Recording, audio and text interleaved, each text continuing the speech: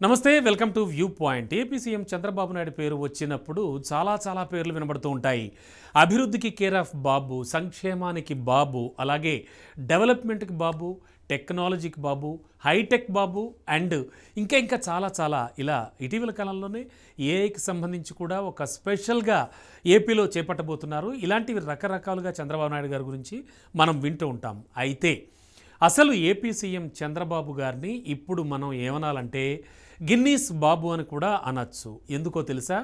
Yes, Chandrababu గారి లక్ష్యాలు కానీ వ్యూహాలు కానీ వరల్డ్ క్లాస్ లెవెల్ కంటే ప్రపంచ స్థాయికి చేరుతున్న విషయం మనందరికీ తెలిసిందే.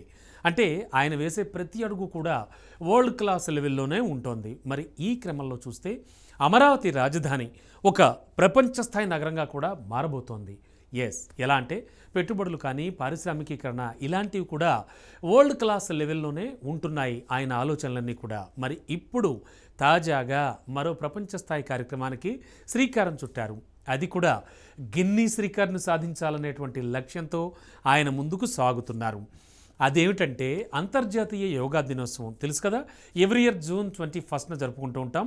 మరి ఆ జూన్ 21 నిర్వహించే యోగాకు ఏపీ ఆల్రెడీ ఆతిథ్యమిస్తున్నటువంటి విషయం మనకు తెలిసిందే. అయితే అంతర్జాతీయ యోగా దినోత్సవానికి ప్రధాని నరేంద్ర మోడీ సహా పలు దేశాల దౌత్యాధికారులు కావచ్చు, రాయబారులు కూడా వీళ్ళంతా కూడా రానున్నారు. మరి ఈ తరుణంలో అంటే ఈ నేపథ్యంలో ఈ కార్యక్రమం ద్వారా ఏపీని అదే స్థాయిలో అంటే ప్రపంచంలోనే అగ్రస్థానంలో నిలబెట్టేలా చంద్రబాబు ఆల్రెడీ ప్రయత్నాలు మొదలుపెట్టారు.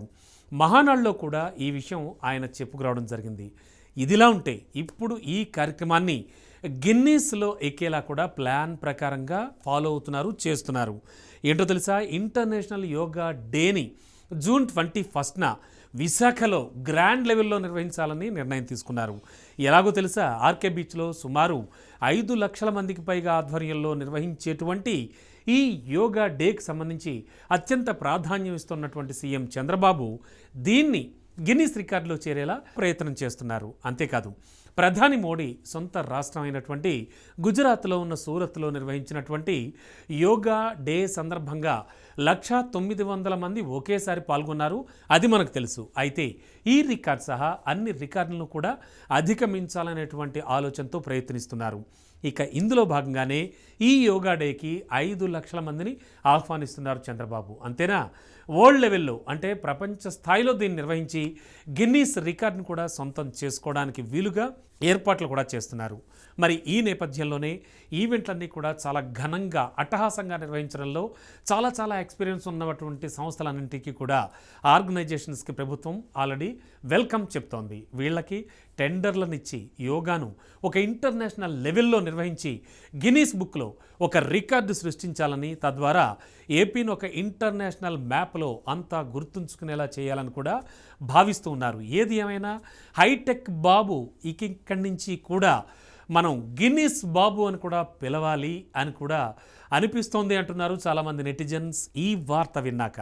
ప్రస్తుతానికి ఈ వార్త అయితే వైరల్ అవుతుంది, ట్రెండ్ అవుతోంది. అఫ్ కోర్స్ చంద్రబాబు నాయుడు ఏం చేసినా కూడా ఒక రేంజ్లోనే చేస్తారు. అదే రేంజ్లో ఆయన చేయడం కూడా ఇష్టం. అంటే ఏ కార్యక్రమం నిర్వహించినా కూడా. సో ఈ కోవలోకే వస్తుంది ఈ యోగా డే కూడా అని పలువురు భావిస్తూ ఉన్నారు. చూడాలి ఏం జరగబోతోందో.